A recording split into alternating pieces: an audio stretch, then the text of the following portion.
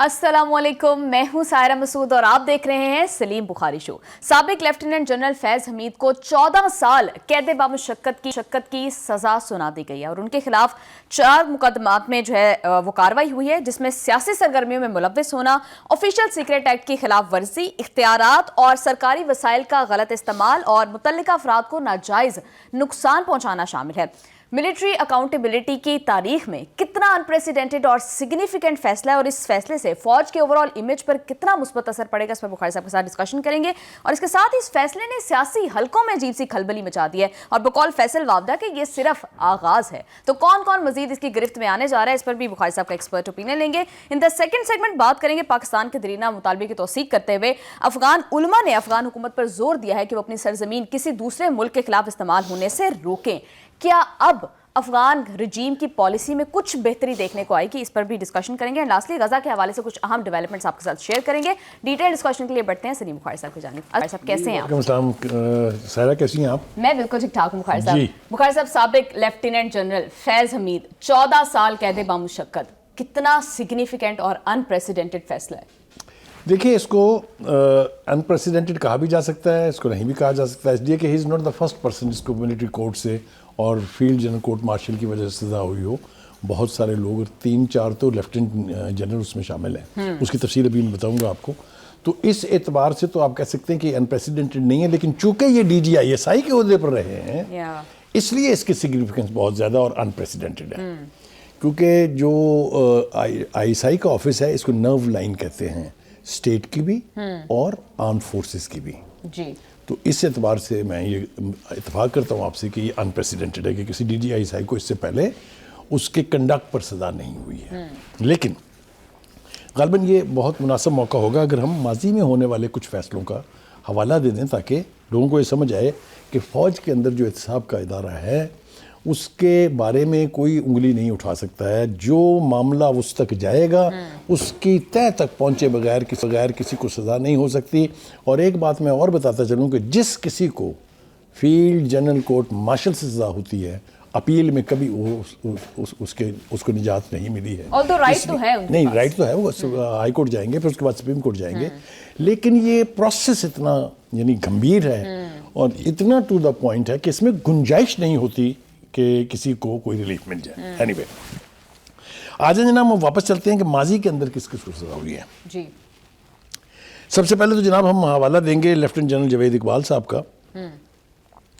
ये senior 3 officers में से शामिल थे जिनको सजा हुई थी। उसके बाद मेजर जनरल ज़हीर इस्लाम अब्बासी साहब हैं, जिनके साथ ब्रिगेडियर मुस्तनसर बिल्ला भी थे, कर्नल मोहम्मद आज़ाद मिनहास थे, कर्नल अनायतुल्लाह और दीगर 38 ऑफिसर्स को सजा हुई थी म्यूटनी प्लान करने के हवाले से ज़िया उल हक के खिलाफ।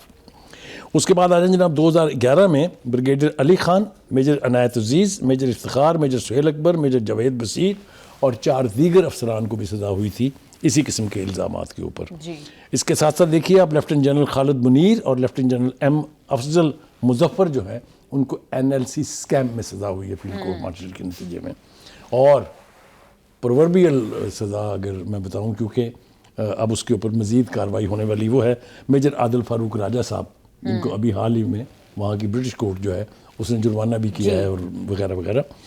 और उनके साथ थे कैप्टन हैदर रज़ा मेहदी है, जिनका गठजोड़ भी है वहाँ पर, जो PTI के सपोर्ट में और पाकिस्तान की हुकूमत और उसकी अवाम और उसकी कौम के ख़िलाफ़ बैठ के साजिशें करते रहे हैं। और इनके साथ थे लेफ्टिनेंट कर्नल अकबर हुसैन। इन सब को 14-14 साल सज़ा हुई थी और इनके जो डेजिग्नेशन थे वो भी छीन लिए गए थे। तो ये मैंने हवाले सिर्फ इसलिए लिए हैं कि इस एतबार से अगर आप देखें कि सज़ा हुई सीनियर ऑफिसर्स को तो नहीं, तो ये अनप्रेसिडेंटेड नहीं है। लेकिन अगर मैं ये कहूँ कि DGISI को इससे पहले कभी सज़ा हुई है तो फिर ये अनप्रेसिडेंटेड है। तो आपकी दोनों बातों को जवाब मैंने पेश कर दिया। बिल्कुल। अब ज़रा और सूरत हाल जो है वो देखने वाली है। बात यहाँ ख़त्म नहीं हुई, वो बकौल उसके कि पिक्चर अभी बाकी है मेरे दोस्त। कहा जा रहा है ये तो सिर्फ बिगनिंग है, आगे आगे देखिए होता है क्या। कहा नहीं जा रहा, it's a fact that picture अभी बाकी है मेरे दोस्त। जैसा मैंने कहा, फैज हमीद पर ये 4 इल्जामात पे तो उनको 14 साल सजा हुई है। ये भी कहा जा रहा है कि मजीद कुछ मुकदमात हैं जो अभी भी जिन पर कार्रवाई हो रही है और मजीद सजा का भी इम्कान है। अगर आप मुझसे पूछें तो ये जिस जुर्म में जिन जराइम में सजा हुई है ये हल्की है। जो बाकी के जराइम हैं जिसके ऊपर अब कार्रवाई چل رہی ہے، اور صاف طور سے اس ISPR کے اعلامیے میں یہ بتایا گیا ہے کہ ابھی مختلف چیزیں ایسی ہیں جن کو دیکھا جا رہا ہے، وہ بہت خوفناک ہیں۔ اس میں ہے سیاست میں حصہ لینا، کسی سیاسی جماعت کی طرفداری کرنا، کسی سیاسی جماعت کو فیسیلیٹیٹ کرنا، دوسری مخالف سیاسی جماعتوں کو بلیک میل کرنا، وغیرہ وغیرہ وغیرہ۔ اگر میں 9 مئی پہ بھی اگر میں اس پہ جاؤں کہ ان کے اوپر دیگر کیا الزامات ہیں، تو تھوڑی سی تفصیل میں شیئر کرنا چاہوں گا۔ جی، پہلی بات تو یہ ہے کہ یہ جب آپ کو یاد ہے وہ چائے کی پیالی پیتے ہوئے ان کی کابل سے تصویر آئی تھی جس دن افغان رجیم جو ہے انسٹال کی گئی تھی، جی، اس کے حوالے سے وہ کہتے ہیں کہ 2 طرح کی ملاقاتیں وہ کرتے تھے، ایک وہ جو حکومت پاکستان کے نمائندے کے طور پہ، اور ایک وہ جو ان کی پرائیویٹ الگ اور خفیہ ملاقاتیں ہوتی تھی۔ اور اس کے نتائج پر بھی ذرا تھوڑی سی روشنی اگر ہم ڈال دیں تو 2 ایسے مجرم تھے TTP کے بڑے سینئر سٹالورٹس جن کو سزائے موت ہوئی تھی فوجی عدالتوں سے، ان دونوں کی گلو خراسی کرانے میں جنرل فیض حمید کا ہاتھ تھا۔ یہ الزام نہیں ہے، اس کو چیک کیا جا سکتا ہے، یہ بھی ایک بہت بڑی تو حقیقت ہے۔ بخاری صاحب جنہوں نے پارڈن دیا، کیا ان کے خلاف بھی کارروائی ہو سکتی ہے؟ دیکھیے یہ تو آپ خود ہی تو ابھی کیا کہتے ہیں کہ آگے آگے دیکھیے ہوتا ہے کیا۔ ایک اور بات جس کا ذکر بہت ضروری ہے کہ وہ جو ملاقاتوں کا ہم نے تذکرہ کیا ہے جو وہاں خفیہ ہوتی تھی، اس کے نتیجے میں وہ اسکیم جو تھی بانی PTI کی کہ میں 40,000 جنگجوؤں کو لا کے بساؤں گا یہاں، افغانیوں کو لا کے بساؤں گا، جس میں سے کوئی 7-8 ہزار کے قریب جنگجو بھی ہیں، اور لیکن وہ ہمارے معاشرے میں آ کے ضم ہو جائیں گے تو ٹھیک ہو جائیں گے۔ اس اسکیم کا آتھر بھی کہا جاتا ہے کہ فیض حمید تھا۔ تو یہ تو بڑی خوفناک نوعیت کے الزامات ہیں جن پر ابھی باقی ہونا ہے۔ پھر ریٹائرمنٹ کے بعد جس طریقے سے آپ مشیر بنے PTI کے، جس طریقے سے آپ نے PTI کے 9 مئی کو پلان کیا، جس طرح سے آپ نے 24 نومبر کو پلان کیا 2024 کو، یہ بڑے گھمبیر نوعیت کے الزامات ہیں۔ لیکن اس سے ہٹ کے بھی ایک پہلو ہے۔ بخاری صاحب مجھے یہ بھی بتائیے گا چلتے چلتے کہ اب ہم نے دیکھا کہ فوج کے کتنے بڑے عہدے پر تعینات تھے، ان کو سزا ہو گئی، اتنی سخت سزا، کیا دیگر لوگ جنہوں نے سہولت کاری کی ہے ان کو بھی سزا ہوگی، جس میں کچھ صحافی، کچھ جوڈیشری کے لوگ؟ یہ آپ کا سوال آدھا ہے، پورا میں کر دیتا ہوں اس کو۔ ایک تو وہ ہیں جن کو فیض پہنچا فیض صاحب سے، یہ بڑی پاپولر اصطلاح تھی اس وقت کہ یہ فلاں فلاں فلاں فیض یاب ہوتے ہیں، ہاں جی۔ ایک وہ ہیں جو کنفیشنل سٹیٹمنٹس دیے ہوں گے جناب فیض حمید نے اس تمام پروسیڈنگز کے دوران، ان لوگوں کو اب اپنے لیے خیر کی دعا مانگنی چاہیے۔ جب وہ فیسیلیٹیشن کر رہے تھے پولیٹیکل پارٹی کی، تو وہ کون سی پولیٹیکل پارٹی تھی؟ اس پولیٹیکل پارٹی کے اندر سے کون کون تھے جو فیض یاب ہوتے تھے، کون کون تھے جو لنک تھے؟ الزام تو ان کے اوپر یہ بھی لگایا گیا ابھی آج ہی کہ وہ تو PMLN کے لوگوں سے بھی پیسے لیتے تھے بلیک میل کر کے۔ تو کہنے کا مطلب یہ ہے کہ یہ دائرہ جب کھلے گا تو بات چل نکلی ہے، اب دیکھیں کہاں تک پہنچے، یا بات چل نکلی ہے بہت دور تلک جائے گی۔ یہ ساری اصطلاحات استعمال ہونے والی ہیں۔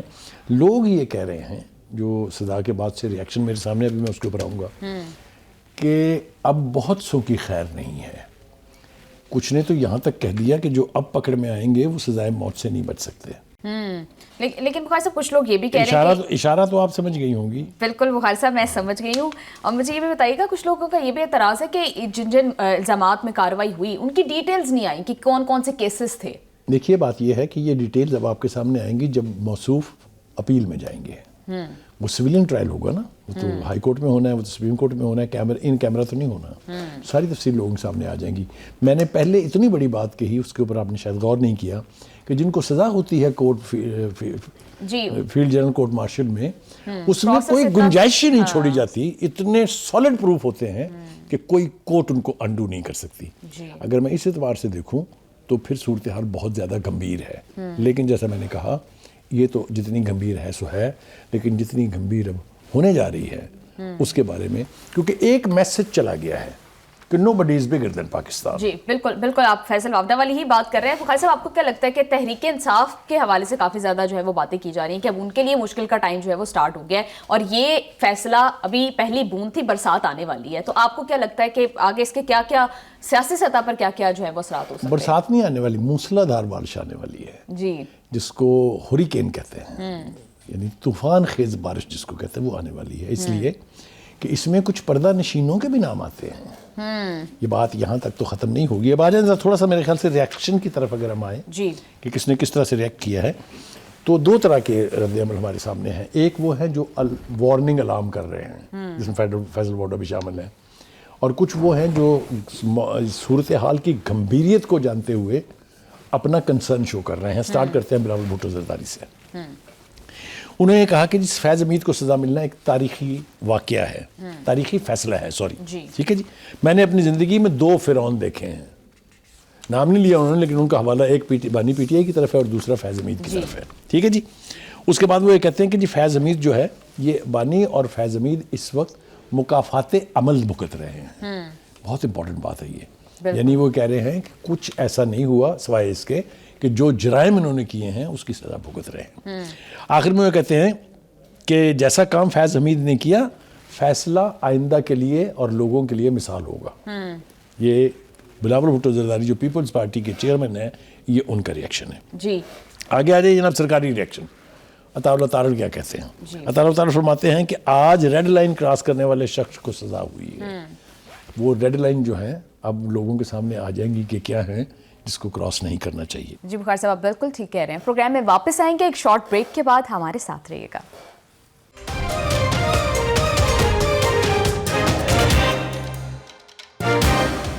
Welcome back to the show. Bukhari صاحب آلریڈی تحریک انصاف جو ہے وہ کافی زیادہ سیاسی سطح پر سکڑتی جا رہی ہے. اب اس فیصلے کو بھی ریلیٹ کیا جا رہا ہے کہ یہ صرف آغاز ہے, تحریک انصاف پر اس کی امپلیکیشن جو ہیں وہ اس کا امپیکٹ ہوگا. تو کیا اب آپ پھر تحریک انصاف کے کیا مستقبل دیکھ رہے ہیں؟ آپ کو واقعی لگتا ہے کہ اس کا اثر ان پر بھی آئے گا؟ پی ٹی آئی کا ریئیکشن بھی ہم شیئر کریں گے. یہ میں پہلے 1-2 باتیں اور ذرا کر لوں اگر آپ اجازت دیں گی مجھے تو, ٹھیک ہے جی. اور عطا اللہ تارڑ صاحب یہ فرماتے ہیں کہ ریٹائرمنٹ کے بعد پی ٹی آئی کے سیاسی مشیر بنے. 9 مئی جیسے واقعات میں انتشار پھیلانا اور ریاست کے خلاف بغاوت کرنے کا الزام ان پر ثابت ہو چکا ہے. یہ سرکاری ریئیکشن ہے ہمارے سامنے. اس میں بھی یہ اندیا دیا جا رہا ہے کہ ابھی ٹھہرے, ابھی تو آگے بات ہوگی. اب آ جائیں جناب most popular our friend Faisal Boda. جی فیصل بوڈا کہتے ہیں کہ فیض کی سزا ابتدا, لمبا چوڑا انصاف کا سلسلہ اب رکے گا نہیں. پھر اشارہ اسی طرف ہے کہ this is just about the beginning. وہ جس بارش اور برسات کی بات آپ کر رہی ہیں, اس کی بارش کا بوند کا پہلا قطرہ ہے, ابھی بارش ہونے والی ہے. آگے وہ فرماتے ہیں کہ باقی کیسز سامنے آئے تو پی ٹی آئی کا کیا بنے گا جس نے 9 مئی کیا ہوا ہے. جی ابھی 9 مئی کو نہیں چھیڑا ہے کسی نے, اور 9 مئی کے حوالے سے بھی بہت سیریس الزام فیض حمید پر ہے کہ he was the man behind 9 May and 24 November. ٹھیک ہے جی. اچھا جی, وہ کہتے ہیں کہ پاکستان سے بڑا کوئی نہیں ہے. 9 مئی کے ٹرائل کے بعد باقی کی پی ٹی آئی کا کیا ہوگا, یہ سب سے بڑا سوالیہ نشان ہے بقول فیصل بوڈا کے. وہ تو یہ بھی کہہ رہے ہیں کہ جن لوگوں نے تحریک انصاف چھوڑ بھی دی ہے, معافیاں بھی مانگ لی ہے, وہ بھی نہیں بچیں گے. جی ابھی اور ایک بات پھر دیکھیں, آپ مجھے مجبور کر کے نا بہت کچھ کروا لیتی ہیں. انہوں نے ایک اشارہ اور بھی دیا ہے. جی اس نے کہا یہ تو فوجی ٹرائل ہے نا. ایک تو یہ کہ سویلین اس میں پی ٹی آئی کے لوگ آئیں گے, اس نے کہا اس میں جوڈیشری بھی آئے گی. جی بالکل, میں نے آپ سے ابتدا میں یہ سوال کیا تھا. تو جوڈیشری آنے کا مطلب آپ ذرا سمجھ لیں کیا ہوگا. کیا بنے گا افتخار چودھری کا, کیا بنے گا ثاقب نثار کا, کیا بنے گا گلزار کا, کیا بنے گا کھوسے کا, کیا بنے گا وہ بندیال کا. یہ بھی ذرا ہمیں ذہن میں رکھنا چاہیے, کیونکہ یہ سارے کے سارے جو ہیں پی ٹی آئی اور فیض حمید کے سہولت کار تھے. مجھے اچھی طرح سے یاد ہے کہ لاہور ہائی کورٹ کے جسٹس شوکت صدیقی کے ساتھ جو کچھ کیا گیا, جس طرح اسے گھر بلا کے کیا کرنے کے لیے کہا گیا, یہ ساری باتیں سامنے آئیں گی. جی تو ابھی تو بہت کچھ آنے والا ہے.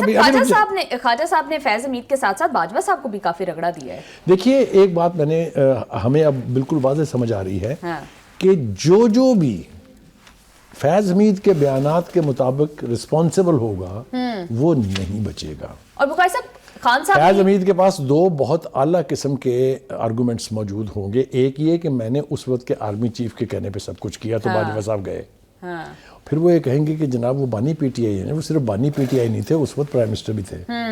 بخاری صاحب جب یہ ٹرائلز کا آغاز ہوا تھا تو تب تو خان صاحب یہ کہہ رہے تھے کہ وعدہ معاف گواہ بنانے کے لیے جو ہے نا فیض حمید کو یہ سارا کچھ کیا جا رہا ہے, تو اب تو ان کو سزا ہو گئی ہے آلریڈی. دیکھیے یہ بہت بڑا جواب دیا ہے ملٹری کورٹ نے. یہ بہت پروپیگنڈا کیا جا رہا تھا کہ فیض حمید کو استعمال کیا جائے گا بانی کو پھنسانے کے لیے, اور اس کو وعدہ معاف گواہ بنا کے چھوڑ دیں گے. لیکن جیسے میں نے کہا, credit must go to the to the accountability system within the armed forces. میں نے بے شمار مثالیں آپ کے سامنے رکھی ہیں جی, اور یہ بہت بڑی مثال ہمارے سامنے ہے. اس کا مطلب یہ ہے کہ جو کیس وہاں جائے گا وہ میرٹ پر ٹریٹ ہوگا اور میرٹ پر سزائیں ملے گی, نو میٹر کہ وہ کون ہے اور کتنا بڑا ہے. ٹھیک ہے جی, آگے مجھے آگے بڑھنے دیجیے. فیصل کنڈی صاحب از این امپورٹنٹ پرسن, کیونکہ جہاں پر اس وقت میجورٹی ہے جس پروونس میں, وہ اس کے گورنر ہیں. وہ یہ کہتے ہیں کہ اس فیصلے سے اچھے اثرات مرتب ہوں گے, بانی پی ٹی آئی آسمان سے نہیں اترے کہ انہیں سزا نہ ہو. یعنی وہ کہہ رہے ہیں کہ ہی از نو ایکسیپشن, سزا اس کو بھی ہونی ہے. اب فوج کے خلاف کوئی مہم برداشت نہیں ہوگی. کیٹیگورک سٹیٹمنٹ ہے ان کا. فیصل کریم کنڈی از گورنر کے پی کے. بالکل. بخاری صاحب, تحریک انصاف پر جو کریک ڈاؤن کیا جا رہا ہے اس کی ہم کل پرسوں بھی بات کر رہے تھے, اور اب تو تحریک انصاف کے اندر سے یہ آوازیں اٹھ رہی ہیں, ان کو یہ ادراک ہو چکا ہے کہ ان کو یہ خبر پہنچ چکی ہے بہت اچھے طریقے سے کہ مزید نو مور. آپ اتنی رفتار سے بھاگ رہی ہیں کہ آپ کو پکڑنا بہت مشکل ہے میرے لیے, لیکن میں بہرحال کوشش کرتا ہوں. بالکل آپ نے ٹھیک کہا. سوری, اس سے پہلے بس صرف ایک بات مجھے کہنے دیجیے. وہ ہے ہمارے دوست رانا ثناء اللہ. جی, رانا ثناء اللہ کہتے ہیں کہ پی ٹی آئی سے بات چیت میں مکمل ڈیڈ لاک ہے. بھارت ہمارا دشمن ہے, جبکہ پی ٹی آئی نے پروپیگنڈے میں اس کا ساتھ دیا ہے. یہ بھی بڑی خوفناک ایلیگیشن ہے, اس کو آپ لائٹ نہ لیں. جی بالکل بالکل. اور ظاہر ہے رانا ثناء اللہ اپنے پاس سے یہ باتیں نہیں گھڑ رہے ہیں, ان کو کہیں نہ کہیں سے فیڈ بیک ملا ہے. جی, یہ تو ہماری سیاسی تاریخ رہی ہے کہ جب بھی کوئی اپوزیشن میں حکومت میں آتا ہے تو اپوزیشن کو غدار کہا جاتا ہے. یہ تو سیاسی تاریخ کا حصہ ہے, اور پھر انہی کی پارٹی ہے. ایک ہے الزامات لگانا, دوسرا ہے الزامات کا ثابت ہو جانا. جب الزامات ثابت ہو جاتے ہیں تو پھر آپ یہ نہیں کہہ سکتے. بالکل, کافی بہت بڑی سٹیٹمنٹ ہے. ہوپ فلی ان کے پاس اس کے ثبوت بھی ہوں گے. جی جی, بخاری صاحب میں آپ سے پوچھ رہی تھی کہ کس طرح سے پی ٹی آئی کے جی اندر. بالکل آپ نے ٹھیک کہا. جی, پارٹی والے کیا کہہ رہے ہیں جناب, اس کے بارے میں آپ نے بالکل مناسب بات کی ہے. میں آپ کو ذرا ایک منٹ آپ مجھے دیں گی. جی, پارٹی کی قیادت یہ کہہ رہی ہے کہ اس فیصلے کے بعد سے ہمیں بہت سٹرونگ میسج مل گیا ہے. ایک تو وہ اسیوم کر رہے ہیں کہ دس از اے سگنل کہ اب آپ کی خیر نہیں ہے. دوسرا وہ یہ کہہ رہے ہیں کہ ہمیں یہ بھی اندازہ ہو گیا ہے کہ اس فیصلے کی سنگینی سے بات کہاں تلک جائے گی. یہ بھی بات وہاں پر ہو رہی. دوسری وہ کہتے ہیں کہ پارٹی کے اندر بے پناہ مرتبہ بانی پی ٹی آئی کو کہا گیا کہ خدا کے واسطے ہاتھ ہلکا رکھیں. بہنوں کو کہا گیا کہ آپ اندر ملنے جائیں, باہر آ کے میلہ نہ لگائیں. یہ سب کچھ اس کا شاخسانہ, یہ پارٹی کہہ رہی ہے. بالکل, پارٹی یہ باہر کے لوگوں کا نہیں ہے. تو پارٹی کے اندر بھی ہم یہ اسیوم کر سکتے ہیں کہ دو رائے موجود ہیں. سلمان اکرم راجہ صاحب بھی آ کر یہی بات کرتے ہیں کہ سوشل میڈیا پر بھی جو کردار ادا کر رہے ہیں پی ٹی آئی کے واریئرز, اس سے پارٹی کو نقصان ہو رہا ہے, اور وہ مطالبہ کر رہے ہیں بار بار. دیکھیے, یہ میں نے کہا نا کہ پارٹی, میں تو کئی دھڑوں میں مانتا ہوں اس کو, کیونکہ فیملی ایک طرف ہے, نئے جو اسٹالورٹس ہیں جس میں سہیل افریدی ہے, راجہ صاحب جو وکیل ہیں, یہ چلتی گاڑی کے سوار ہیں. یہ ان کا کوئی بڑا کنٹریبیوشن نہیں ہے پارٹی کے بیچ, لیکن ان کو عہدے بڑے مل گئے ہیں. ایک سیکرٹری جنرل کے عہدے پر ہے, دوسرا جو ہے چیف منسٹر بن گیا ہے. یہ ان کی باتیں اپنی جگہ ٹھیک ہوں گی, لیکن یہ دونوں بھی جو کچھ پارٹی کے ساتھ کر رہے ہیں وہ میرے اور آپ کے بالکل سامنے ہے. وہ اتنی ایکسٹریم پر لے گئے ہیں. 8 دن ابھی ہوئے, کہتے ہیں نا جمعہ کیا ہے وہ ضرور مثال کہ جمعہ 8 دن ہوئے نہیں ان کو چیف منسٹر بنائے ہوئے. تو آپ دیکھیں وہ اسپیچ پیک پر چلے گئے ہیں جہاں علی امین گنڈا پور بھی نہیں پہنچ پائے. وہ چاہ رہے ہیں کہ وہ بانی کی طرح سے سب سے بڑے آدمی بن جائیں فوج کی تذلیل کرنے کے, ہر ایک کو دھمکی دینے کے.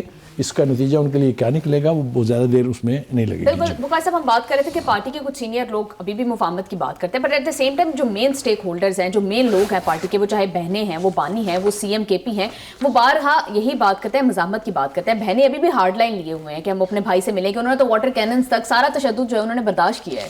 دیکھیے, پہلی بات تو یہ ہے کہ ہم نا بہت بھولے پن کا مظاہرہ کرتے ہیں. ہمیں کینن کا استعمال تو یاد ہے, بیبیوں نے کیا کیا ہے یہ مجال ہے. کوئی کہہ جائے, خیر آپ کا تو مجھے سمجھ آتی کہ آپ اس لیے نہیں کہتی کہ آپ خود بھی خاتون ہیں, تو خاتون کے خلاف نہیں بولنا چاہتی. لیکن وہاں بیٹھنا, اڈیالہ جیل کے باہر دھرنا دے کے کہاں سے لیگل ہے جی, کہاں سے رائٹ ہے آپ کا؟ جی, آپ تو اس پریمیسز میں گھس نہیں سکتے. کس نے آپ کو رائٹ دیا کہ آپ اندر ملاقات کر کے آئیں, باہر آ کے پریس کانفرنس کریں؟ کدھر ہے, کون سا قانون ہے یہ؟ کبھی کہا ہم نے یہ؟ تو کہنے کا مطلب ہے کہ half side of the picture will never bring us to a conclusion. جی بالکل, بخاری صاحب ہم یہی بات کر رہے تھے کہ اس ساری پالیسی سے تحریک انصاف کو نقصان پہنچا ہے. کیا اب بہنیں جو ہیں ان کو اس بات کا ادراک ہوگا, وہ اپنی پالیسی کچھ حد تک چینج کریں گی؟ دیکھیے, اس سارے کا تعلق جو ہے وہ بانی پی ٹی آئی کے مزاج سے ہے. اگر تو بانی پی ٹی آئی کے رویے میں کوئی نرمی آتی ہے تو آئے گی، ورنہ ان کے لوگوں کی تو سروائیول ہی صرف اس بات پر ہے کہ جو بانی کہے وہ باہر آ کے عوام کو بتا دیں آپ. یہ میں آپ چاہے وہ بہنیں ہوں چاہے وہ پارٹی کے لیڈر ہوں، جو نہیں کرتا ہے اس کے ساتھ اگلی ملاقات پہ کیا بنتی ہے، کاش میں آپ کو وہ ویڈیوز دکھا سکتا. جی بخاری صاحب، ایک پوائنٹ تھا کہ جب رانا ثناء اللہ وہ تھے کہ جو مذاکرات کی بات کر رہے تھے، اب وہ بھی یہ کہہ رہے ہیں کہ ڈیڈ لاک ہے، بات چیت کا کوئی راستہ نہیں ہے، کوئی طریقہ کار نہیں ہے، تو پھر معاملات آگے کیسے بڑھیں گے؟ اب میں بتاتا ہوں آپ کو. دیکھیے، معاملات بڑھانے کے لیے آپ کو اپنے رویے میں نرمی کرنی ہوگی. پہلے آپ نے کہا یہ چور اور ڈاکو ہیں، ان سے ہم بات نہیں کریں گے، بات کریں گے ہم طاقتور حلقوں کے ساتھ، بات کریں گے ہم ملٹری لیڈرشپ کے ساتھ. ملٹری لیڈرشپ نے آپ کو ریڈ لائن دکھا دی، ریڈ جھنڈی دکھا دی. Thank you very much, good knowing you, we are not interested in talking to you. آپ کے پاس کیا آپشن رہ جاتا ہے کہ آپ واپس آئیں اور آگے پولیٹیکل فورسز کے ساتھ بات کریں. ایک سیریس آغاز اس کا ہوا تھا قومی اسمبلی کے اسپیکر ایاز صادق کی نگرانی میں کہہ لیں یا ان کی سپرویژن میں کہہ لیں، جس کو آپ نے خود سبوٹیج کیا، بانی نے اس کو سبوٹیج کیا. اب آپ کی کریڈیبلٹی کوئی نہیں ہے. لوگوں کا خیال یہ ہے، یہ خیال ان کا بھی ہے جو اس وقت پی ٹی آئی کے ساتھ ہیں. ہاں جی، اپوزیشن کی لیڈرشپ بھی یہ سمجھتی ہے کہ اس بندے کا کوئی اعتبار نہیں ہے، صبح کچھ ہے، دوپہر کو کچھ ہے، شام کو کچھ ہے، کسی وقت بھی ڈسون کر دے گا. آپ کو فلرٹیشن یاد نہیں ہے جو جے یو آئی کے ساتھ ہوئی تھی 26ویں آئینی ترمیم پہ؟ پھر کیا ہوا؟ اتنی نمازیں تو انہوں نے پوری زندگی میں نہیں پڑھی جتنی انہوں نے مولانا کے پیچھے پڑھ لی تھی. نتیجہ کیا نکلا جب بانی نے کہا لگام کھائیں گے. لیکن ایک راستہ رانا ثناء اللہ صاحب نے بتایا، وہی کچھ دیر پہلے ہمارے سینئر صحافی ہیں سہیل بڑائچ صاحب، انہوں نے بھی بتایا تھا کہ پی ٹی آئی بطور جماعت و بانی پی ٹی آئی 9 مئی اور اپنے بیانات سے لا تعلقی کا اظہار کرے اور معافی مانگے. پہلی بات تو یہ ہے کہ لا تعلقی کا اظہار کر کے پھر جائیں کہاں؟ پھر سزا بھگتیں دیں گے نا. وہ یہ کہیں گے ہمارا کوئی تعلق نہیں، جن کا تعلق تھا ان کو سزا ہوگی نا. تو یہ بڑی گمبھیر بات ہے. وہ کہتے ہیں نا کہ حقیقت اپنے جذبہ حب الوطنی میں کہہ لیجئے یا جذبات کی رو میں بہہ کے کہہ لیجئے، کچھ ایسے کام کر جاتے ہیں جس کے نتائج سے ہم بالکل بہراور نہیں ہوتے، اور جب پھر ہمارے سر پہ پڑتی ہے تو ہم پچھتاتے ہیں. جب 9 مئی کیا جا رہا تھا تو مجھے سمجھ میں نہیں آتی، یہی پی ٹی آئی کی لیڈرشپ انکلوڈنگ بانی، جنہوں نے دعویٰ کیا، ویڈیو کے اوپر موجود ہیں، دیکھا میرے ٹائیگرز نے کیا کیا. یہی نہیں، پھر کہا دوبارہ مجھے پکڑیں گے میرے ٹائیگر اس سے بھی بدتر کریں گے. یہ میرا بیان ہے. تو how can you disown it? Who will trust you when you will disown it? جی، گلگت بلتستان کی پولیس لا کے میں نے بٹھائی تھی زمان پارک میں، پیٹرول بم رینجر کی گاڑیوں میں میں نے پھینکے تھے، عسکری ٹاور کو آگ میں نے لگائی تھی. تو کہنے کا مطلب یہ ہے، یہ وہ چیزیں ہیں جو کیمرے کی آنکھ میں موجود ہیں، جس کے سالڈ شواہد موجود ہیں. اس لیے اس سے انکار اتنا آسان نہیں ہے جتنا ہم نے کہا کہ لا تعلقی کا اعلان کر دینا بس کافی ہے. No, that's not. They have to apologize to the nation. پھر تو راستہ نکلنا مشکل دکھائی دیتا ہے، کافی مشکل ہے. اور اس کا بلیم آپ نہ پی ایم ایل این کو کریڈٹ دے سکتے ہیں، نہ پی پی پی کو کریڈٹ دے سکتے ہیں. اس کا total credit P T I کا اپنا ہے. جی بخاری صاحب بالکل ٹھیک کہہ رہے ہیں. پروگرام میں واپس آئیں گے ایک شارٹ بریک کے بعد. Stay with us.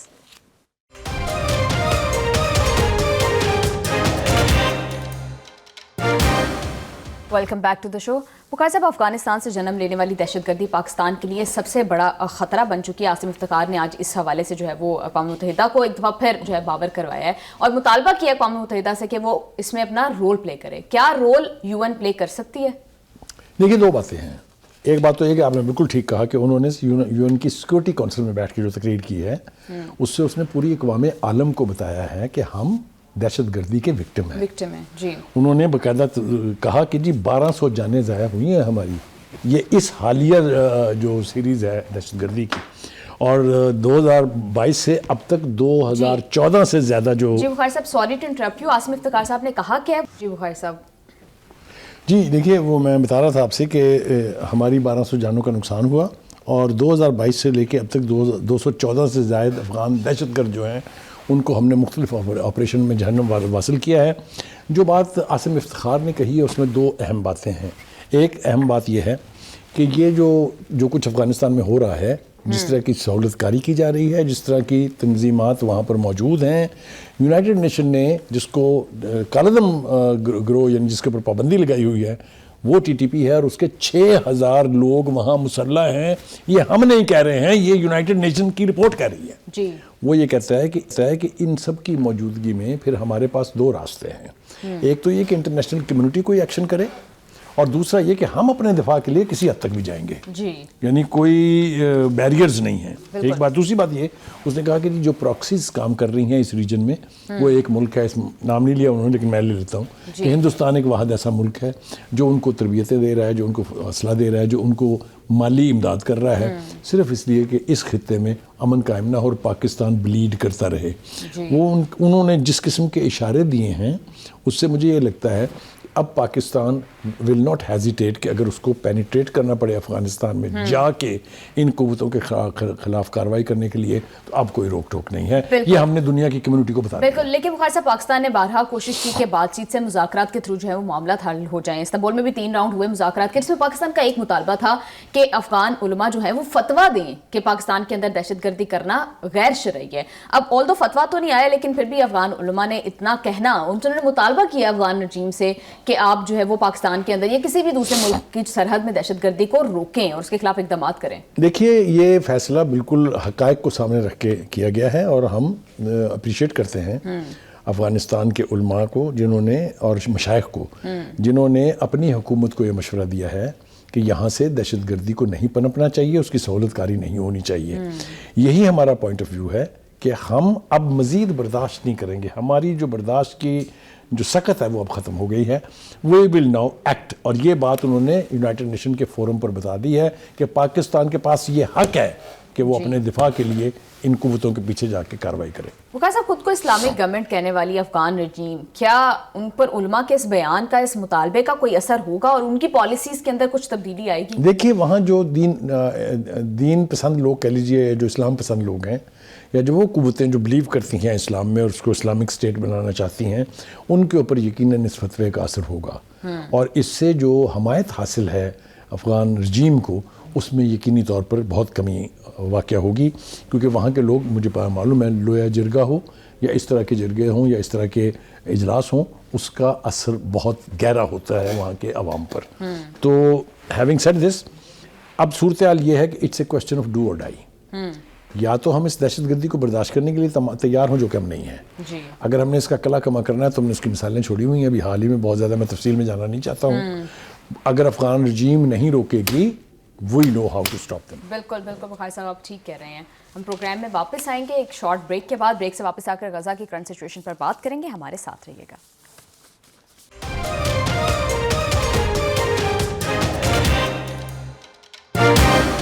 Welcome back to the show.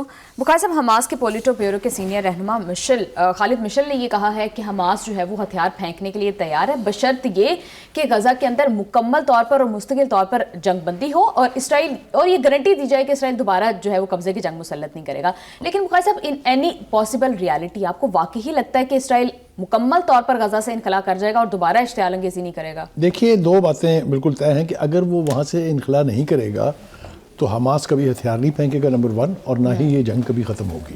G Trump کیا جنگ ختم کرنا چاہتے ہیں یا نہیں چاہتے ہیں, یہ سارا دارومدار ان کے رویے پر ہوگا کہ وہ کیسے اسرائیل کو ٹریٹ کرتے ہیں. خالد مشل بہت سینئر رہنما ہے حماس کے, ان کے بھی پیچھے بڑی کوشش کی تھی اسرائیل نے اور نیتنیاہو نے کہ کسی طرح ان تک رسائی کی جائے اور ان کا بھی خاتمہ کیا جائے, لیکن وہ نہیں ہو سکی ہے. یہ ان اسٹالورٹ لیڈرز میں سے ہیں جو پالیسی میکر ہیں, جو ڈیسیشن میکرز ہیں حماس میں. انہوں نے 2 باتیں بالکل واضح کر دی ہیں. ان کا اگر اسرائیل غزہ میں رہے گا تو ہم ہتھیار نہیں پھینک سکتے, اس لیے کہ یہ جو ہتھیار پھینکوانا ہے غزہ سے اسرائیل کے نکلے بغیر, یہ فلسطین کی کاز کی روح کو ختم کرنے کے برابر ہے. بالکل, یہ بہت اہم جملہ ہے ان کا. ایک بات تو یہ ہے. دوسری طرف وہ یہ کہہ رہے ہیں کہ جب تک آپ اس معاہدے کی, جو امن کا معاہدہ ہے, پابندی دونوں طرف سے نہیں کروائیں گے, صرف ہم کریں گے اور اسرائیل وائلیشن کرتا رہے گا, تب یہاں امن قائم نہیں ہو سکتا.